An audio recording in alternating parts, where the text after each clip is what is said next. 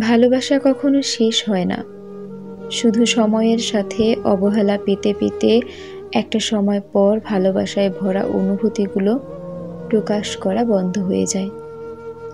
তখন মানুষ ভাবে ভালোবাসার পর্ব শেষ হয়ে গেছে, ঘৃণার পর্ব শুরু হয়েছে।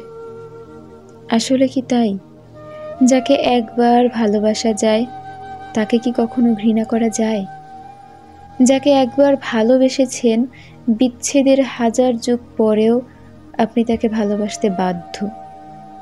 হয়তো অবহেলা পেতে পেতে বুকের ভেতর অভিমানের পাহাড় জমা করে ফেলেছেন, সেই অভিমানগুলোর নাম হয় ঘৃণা। একটা সময় পর বুকে পাথর চাপিয়ে তাকে পাওয়ার অনুভূতিগুলো আর আগের মতো প্রকাশ করেন না।